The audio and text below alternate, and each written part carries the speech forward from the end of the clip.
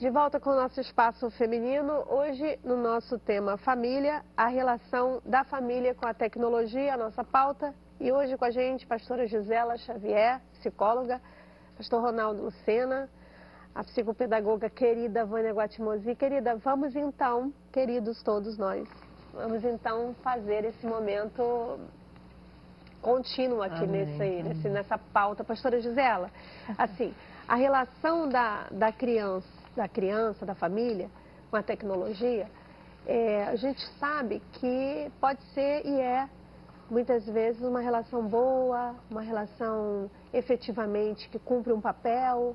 Ninguém aqui vai discutir isso, porque no uso do equilíbrio da tecnologia fica claro, tudo pode ser tudo muito bem. saudável. Mas aí a gente, muitas vezes, eu queria só ponderar no programa de hoje, já que a gente está falando dessa relação família, tecnologia, muitas vezes, assim,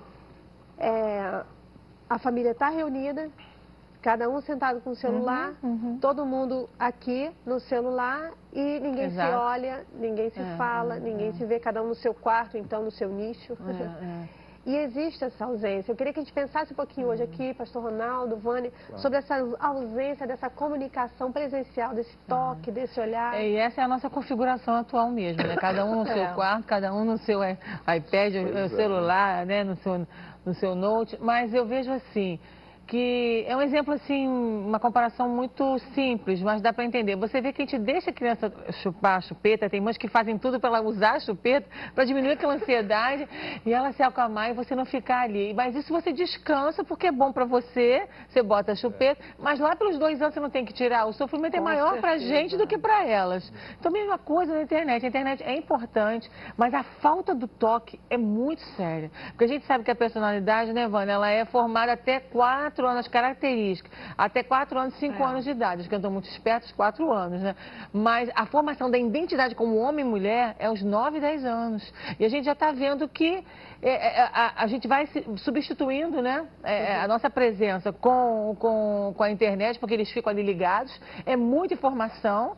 E você vê que nessa idade o menino precisa ser amado por um homem, precisa se sentir importante, valorizado, e jogar uma bola, cortar o cabelo junto, coisas assim simples, já foram coisas bobas, né? E isso é necessário, porque ele vai buscar isso depois com outra figura masculina e vai confundir. Porque aí, como ele não recebe isso de retorno, porque não é o pai dele, vai transformar o quê? A parte sexual fica, você mistura com essa parte de prazer, o prazer misturado.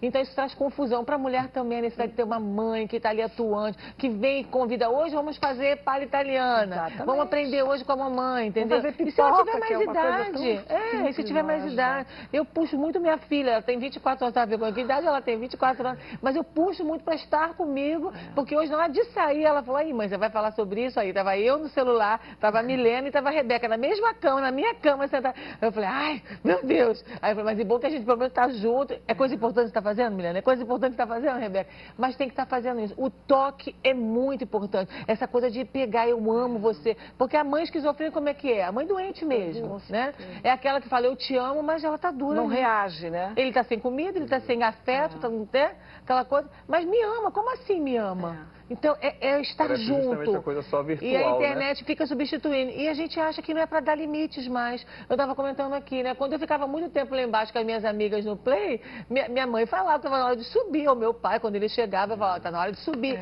Por que agora a gente... Ué, antigamente só fazia, eu jogava bola, você no teu caso. Só jogava bola se fizesse os deveres. E agora? Por que a gente acha que é falta de privacidade? Não, eu vou entrar na privacidade do meu filho, então eu não posso. Aí vou bater na porta. Com quem? O pedófilo, quando entra na sua casa, ele não pede licença a você. Pai, mãe, eu posso conversar com o seu filho? Isso é um exemplo. É uma invasão, né? Por que eu não posso chegar e querer saber o que está acontecendo ali? Se eu ficava muito tempo no telefone, minha mãe vinha e também falava, sai do telefone, né? Porque vai chegando uma hora que você gosta de ficar no telefone. Então, eu acho que precisa. Esse contato a gente não pode abrir mão. É fundamental. Entendeu? Eu acho até que a gente pode fazer aquela pergunta, né? Que espaço a internet está ocupando na minha família? Eu acho que é uma pergunta até que não é minha, mas que que eu achei ela clássica, fundamental, uma pergunta clássica para todos nós, não é? A gente observar isso e, como tu dizes, as pessoas se reúnem, mas elas não se unem. E a gente já falava numa época a respeito da televisão. Todo mundo na sala vendo a televisão e vendo a televisão, mas não havia um calor humano. E é isso que falta. Nós precisamos desse toque, desse acolhimento, desse olhar, desse ouvir, né? Porque isso é acolher. Vânia, você vai fazer uma visita, a pessoa liga a televisão e eu peço para desligar. Ah, eu peço. Porque hoje fica aquele fundo assim, estranho. É o medo de se aproximar, sabia? Eu acredito que seja. Às vezes tem gente que não gosta de assistir filme comigo, por exemplo, né? Já passei por esse caso assim. Assistir marcar assim na igreja, assim, ou com um grupo de amigos para assistir filme, né? Mas o Ronaldo fica conversando sobre o filme, o Ronaldo fica chamando atenção, o Ronaldo fica fazendo perguntas. Ai, que nervoso. Aí eu digo, não, então faz o seguinte, então depois que assistir o filme a gente conversa, então, porque eu quero interagir sobre o que está passando ali, quero ficar argumentando, mesmo? né? Você fica falando Eu sou chata. Não de ficar contando o que está acontecendo no filme, né? Mas já ficar tentando tirar, eu acho que o bandido é fulano, né? Eu acho que isso aqui vai acontecer isso, né? E às vezes acontece, você assistiu o filme e tal, né? Mas aí fica nisso aí. Ronaldo, desculpa. Ronaldo, acho que os pais precisam ter esse tipo de atitude com os seus filhos quando eles estão interagindo na internet, qualquer um dessas ferramentas, né? E aí, como é que tá? É bom? Para eles sentirem que existe uma presença de alguém que está ali também interessado em saber naquilo que eles estão participando, né? Interagindo, né? De que forma? O Estevam tem 9 anos, né? Quem acompanha o Espaço Feminino está acompanhando cada ano do Estevam, né? Então, o que eu faço? Faço 2 tipos de monitoramento com ele, né? Tem uma distância, que aí eu tenho meus programas lá que eu fico sabendo, né? O que ele está fazendo lá, né? No computador lá em casa. Mas também eu faço um acompanhamento pessoal, ou seja, por exemplo, questão dos jogos, né? Aí eu vejo quais são os jogos que ele está jogando. Ele não tem perfil dele, pessoal, não deixo ter. É muito novinho ainda para ter perfil pessoal, eu tenho uns casos aí pela igreja que tem, né? Tem uns pais que já deixam as crianças fazerem seus perfis, né? Mas aí o Estevam não. Então, ou ele usa o meu, uso da Giane, da minha esposa, né? E aí o outro monitoramento pessoal que eu faço com ele, eu vejo qual jogo que ele está jogando. Aí eu boto lá na conta dela, né, o perfil dela, faço um pra mim também. Aí eu, de repente, fico sendo até um participante lá com ele, né? Encontro ele lá no mundo virtual também, de vez em quando, né? Fica sabendo o que ele está realmente fazendo, que mundo ali, ele anda, né? E, claro, o limite tem que ter, né, o horário ali. Não é verdade? Porque tem que saber selecionar. A criança ainda não tem condições de selecionar aquilo que é tão bom daquilo que não é bom, aquilo que é nocivo para o seu desenvolvimento, não é? Então, até o caso do cyberbullying, não é? Tem muito a ver com isso. A criança não sabe limitar e coloca alguma coisa que vai além do limite do outro, né? Então, assim, é muito importante... E aguça a mente da criança para áreas que ela não está ainda preparada, entendeu? Às vezes ela é invadida por muitas imagens, até pornográficas mesmo, né? E ela não está preparada. Se diz, pela estatística, que com 9 anos de idade, ela já começa a poder filtrar. Selecionar, né? Tão novinho, mas tendo em vista, eu acho assim, o momento, né? Como a velocidade, né? Eu acho assim, o excesso de comunicação também é uma coisa que acelera demais e a criança fica sem saber fazer uma avaliação mais profunda de determinados assuntos. A gente está falando aqui daquele lado que não é assim tão favorável, não é, Márcia? Que a gente precisa ter um pouco de cuidado, porque a gente já falou do quanto a internet, essas ferramentas são valiosas para nós, que elas são necessárias para nós, não é? Então, assim, mas a gente está falando daquilo que corre risco, que é perigoso, que é nocivo. Se o filho estiver muito isolado, é um ponto. As crianças estão ficando obesas. A gente sabe que no Brasil a obesidade infantil já se tornou um problema seríssimo. Não tem atividade física. Eu não acredito que todas nós aqui todos nós sejamos totalmente a favor do esporte. Né? Gente, o esporte é a coisa mais fundamental para o ser humano. Então, a criança, o ser humano é um corpo em movimento, nós somos seres rítmicos, nós precisamos nos movimentar. Então, se a gente paralisa, o que acontece? né? Adoece. O que acontece? Nós, exatamente, nós vamos adoecer realmente. Alguma coisa em nós vai paralisar, né? Então, assim, vai ter um desvio nesse comportamento aí. É porque cresce com adultos com insônia, pastor. Exatamente. Porque já não dorme mais de noite, porque a gente vai deixando, não vou entrar na privacidade, aí eu também estou cansada, vou dormir. Né? Então, dizendo que a gente acerta o tempo todo, não. E tu sabes, assim, que... Desculpa, pastor. Não, tem já, inclusive, tem umas clínicas aí que já estão começando a se especializar nessa questão dos vícios, né? Cibernéticos, pessoas que realmente já perdem o domínio mesmo, não sabem desligar o negócio. Mas os consultórios estão cheios de crianças e adolescentes e até adultos com essas questões já, né? Por exemplo, elas se refletem na aprendizagem. As crianças que ficam jogando até altas horas, esses jogos, eles são...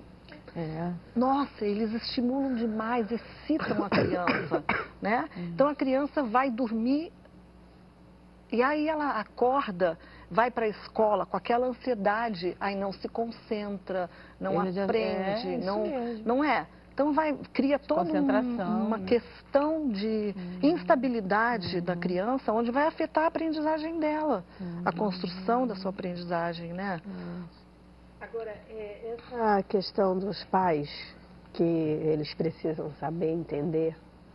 Ronaldo, você colocou um exemplo muito legal sobre esse lugar da privacidade dos filhos, né? Acho que falta a gente o entendimento da nossa família, falta o entendimento de quem são as pessoas da nossa família. Isso leva tempo, leva investimento, leva conhecimento. Então, você fazendo com que o Estevão viva esse momento adequado da vida dele, sem essa exposição das redes sociais, ele só tem 9 anos. E você fazendo, preservando ele com 9 anos, 9 anos, né? 9 anos você está fazendo com que ele tenha um momento da vida dele sem essa exposição, que não é para essa idade, para esse momento da vida dele tão saudável. Você já pensou nisso ou você intuiu de outra forma essa atitude tua? Não só aquela questão desse grande vilão aí, dessas questões todas relacionadas à pedofilia, né? É uma realidade, né? Cruel, né? Como utopia, uma cruel realidade. É uma realidade, né? Mas não só pensando por esse lado, né? Desse medo em relação a isso aí, mas realmente de entender que ele ainda não tem aquela maturidade, né? Realmente já pensou? Ele decidindo quem é o amigo dele ali. A gente mesmo ainda não tem, né? A gente mesmo ainda, quando a gente vê a nossa rede enorme, a gente olha, todo dia vem aquela sugestão de felicitação de aniversário. Aí eu mesmo olho assim e disse, poxa, mas eu não tenho intimidade com essa pessoa para dar parabéns para ela? Eu me vejo, um dia desse eu comecei a me questionar, né? Mas ela tá lá, é meu amigo lá, esforço para ver social. Quem é, né? Pois é, né? E a gente lembra, por que eu aceitei e tal, que condição foi, né? Aí que a gente vai depois lembrar que foi alguém que indicou por causa de tal situação, às vezes a questão profissional, etc, né? Então, bom, ele não tem essa maturidade, né?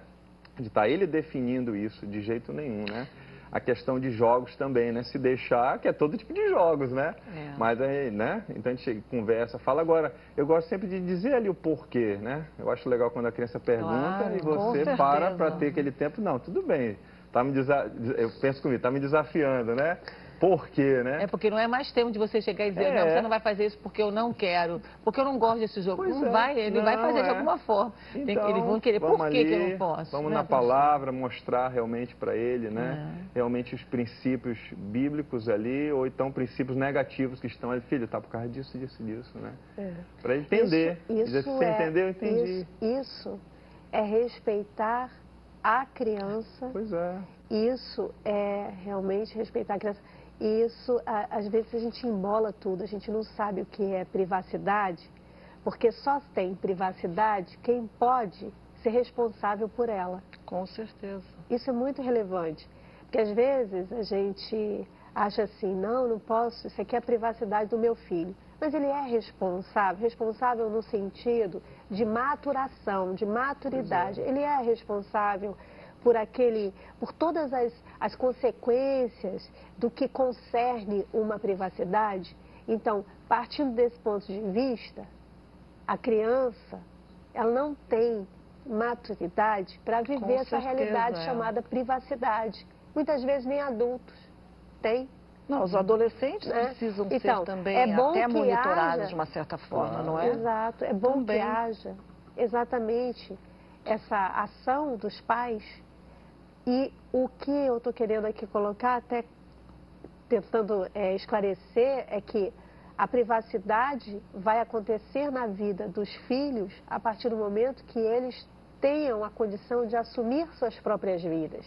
Enquanto não, essa privacidade, ela precisa ser, eu acho que ela precisa ser pensada, trabalhada, ser ensinada. Filtrada, né? Ser ensinada até, né? Porque o Isaac, por exemplo, ele só foi ter a chamada privacidade quando foi responsável para tal.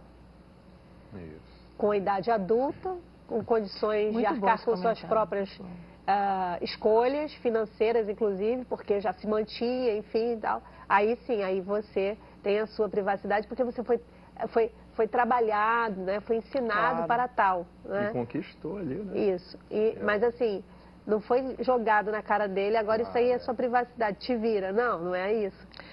Mas é legal, pensar isso. É incrível para os pais. Isso, é legal pensar isso, porque agora outra coisa completamente diferente é a falta de respeito dos pais para com os filhos. Isso o apóstolo Paulo fala ali, a carta aos Efésios, ele fala assim, pais, não irritem seus filhos. Quando ele está falando isso, sobre irritar os filhos, é esse diálogo que não existe, essa consideração, essa compreensão que não existe. Né? Então, quando Paulo fala ali sobre irritar, eu creio que a gente pode expandir isso, né? Entendendo assim que quando eu deixo meu filho descoberto, quando eu trago alguma coisa que eu coloco à tona, que vai envergonhar o meu filho, que vai deixar ele intimidado, ele coagido, ele envergonhado, isso não é saudável para ele, é um desrespeito para o ser humano, independente da idade desse ser humano. Que ele nem tem condições ainda de arcar. Porque tinha um menino na nossa igreja que ele tinha cartão de crédito, que ele comprava, quando as vidas dele acabavam, nos joguinhos, as coisas, aí ele comprava. Aí depois você vai brigar porque ele gastou muito. Mas como que você vai dar um cartão de crédito, entendeu, para um adolescente? Então, assim, ele tem controle, ele não vai ter, você dá uma coisa que depois você briga, por que você gastou, não sei o quê, mas você deu. Mas acho assim que a gente tem que construir, não é? E tudo isso, ensinar, respeito, limite, regra, isso é uma construção de convívio familiar. Quando a gente tem uma família, que a gente pode dizer que nós temos uma família, nós temos esse convívio até na hora de mostrar o que é certo, o que é errado e dar limites. Que eu acho assim que o papel do pai e da mãe é justamente esse. Porque quando a gente ensina essas regras, até tocamos nesse assunto também na semana passada, levemente, a gente está dando também já, construindo na criança princípios éticos de convívio familiar e convívio social. Não é? Isso é uma coisa que está tão delicada atualmente, porque passa pelo quê? Pela falta de respeito, que é fundamental entre nós. Eu primo pelo respeito. E eu acho que a hierarquia, ela deve ser respeitada sempre, ela deve existir. Se nesse momento, quem está aqui coordenando o programa é a Márcia, nós precisamos respeitá-la. Não é verdade? Né? É uma não pode ser exatamente, nós não podemos passar por cima disso. Mas passa pela ética que você Então tá é o mínimo, falando. passa pela ética que foi construída. Às vezes a gente tem amigos que chegam em casa assim, eu sou muito espaçoso. Calma, vamos ser espaçoso desde que tu não atinja o meu limite, entendeu? Da minha casa, né? do meu lar, não é? Então assim, são questões... Mas isso, Vânia, você está colocando algo altamente importante, que a minha oração é que a gente escute isso e a gente não deixe isso ficar só no mundo das palavras, das ideias, que a gente traga a ação, porque, poxa, hoje o que mais nós vemos é exatamente isso, eu faço uso do que eu quero, problema meu, não importa o que você, se vai te ofender, se vai te machucar. Por exemplo, o Estevão está lá jogando um jogo que o Ronaldo desconhece. Isso é uma hipótese. Você disse que faz um filtro, mas digamos que você não tenha feito esse filtro. E naquele jogo, o Estevão, ele pode ser estimulado e aprender coisas que ele não tem condições, não tem maturidade ainda de aprender. Então começa violência, começa ali, violência, aquela falta daquela condição de honra ao pai, daquela condição de honestidade. Então vai mexendo em todos esses princípios e valores. Até na sexualidade. Aí o Ronaldo chega e diz assim, até na sexualidade. Aí o Ronaldo chega e diz assim, o que está acontecendo com esse menino? Eu não sei o que está acontecendo. Não sabe porque não quer ver. Porque não fez o filtro que deveria fazer numa brincadeira. Aí quando essa criança se torna um adolescente, as mães, nos salões, os pais nos jogos ou em qualquer ambiente que seja, né? Estou com um aborrecente na minha casa. Gente, nunca diga isso. Eu sempre falo isso. Vai recair sobre quem? Quem educa essa criança? Quem educa esse adolescente? Ou quem deixou de educar? Entendeu? Então a responsabilidade é sempre dos pais. Nós precisamos distinguir ter filhos, né? Uma coisa é ter filhos, outra coisa é ser mãe. Uma coisa é ter filhos, outra coisa é ser pai. Tem gente que tem filhos, que não tem a responsabilidade, não constrói a responsabilidade de ser pai. Ser pai, ser mãe é pensar numa família como um todo. O tempo todo. O tempo todo. Ser adolescência, adolescer com Exatamente, ele. Adolescer com ele. Eu queria só contar para vocês aqui. A cena era assim. Uma família sentada numa mesa para almoçar. E o pai, colocaram lá comida na mesa, cada um serviram a criança, e o pai disse para a criança, com um tom de voz agressivo, hostil e irritado, você vai comer toda essa comida, não quero nem saber. Você vai comer toda essa comida, não vai sair daqui nem que eu tenho que pegar esse prato todo e enfiar no goela abaixo. Aquela violência, aquele estado de violência, aquele estado de agressividade, hostilidade naquele momento de mesa, de refeição. Aquela criança chorava angustiada. E a mãe, que eu acredito ser a mãe do pai, disse exatamente o cenário, a configuração total daquela família de repetição. Ela disse, você está fazendo o que eu fiz com você. Olha só. Ou seja, aquela criança, ela vai reproduzir aquele mesmo mal-estar. Com certeza. O pai era obeso. Olha. Outro dado que está ali relacionado naquele cenário. Ou seja, a alimentação é um momento de angústia, é um momento de irritabilidade, de hostilidade. Eu posso usar o alimento como uma fuga, né? E aí entrar com o sobrepeso, ou posso entrar com um transtorno alimentar que entra com anorexia, bulimia, enfim. Então, olha o que nós estamos fazendo sem perceber, ambientes tranquilos de dentro de casa, as sequelas futuras desses maus tratos dentro de casa. É um brinquedo, é um joguinho de nada que passa batido do olhar do pai, que não faz esse filtro que você fez, Ronaldo. É o que você está falando sobre princípios, é o que você está falando sobre esse olhar atento à criança. Aí a gente deixa escapar e a gente lá na frente ouve uma avó numa mesa. Que repete, que reconhece, não é? Que reconhece. Que coisa. Que reconhece. Eu achei aquela cena assim, eu sou muito observadora, né?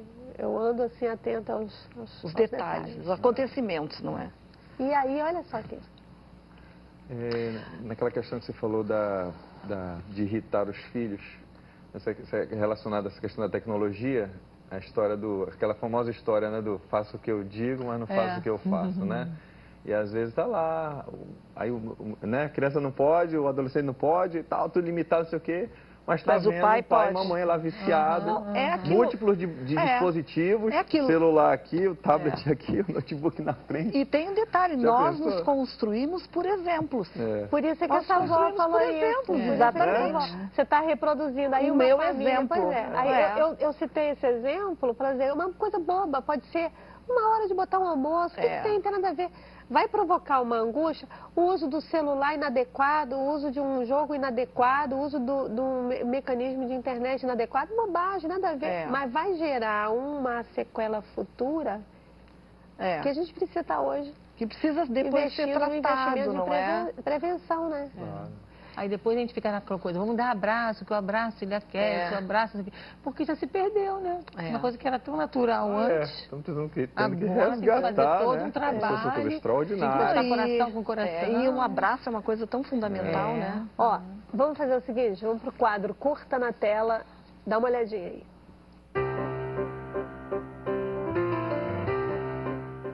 Uma jovem recém-saída da faculdade. Ela sofre uma grande pressão da sua mãe para que encontre logo um lugar respeitável no mundo dos negócios. Mas decidida a fugir do mundo real, ela acaba aceitando o emprego de babá de uma família rica. Logo descobre que a vida não seria o mar de rosas que imaginava, pois precisa atender aos caprichos da patroa e do seu filho Greyer. Mas a situação se complica de vez quando ela se apaixona por um vizinho da família. Curta na tela O Diário de uma Babá.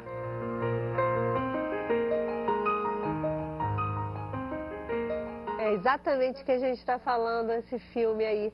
Agora, essa relação da tecnologia, da família com a tecnologia, da tecnologia com a família, enfim, essa troca aí precisa ser olhada com atenção. É o que a gente está discutindo aqui. Olha, cuidado com os pequenos detalhes da tecnologia. Do dia a dia, né? Podem fazer uma grande diferença, né? Com certeza. A gente vai para o intervalo, volta já.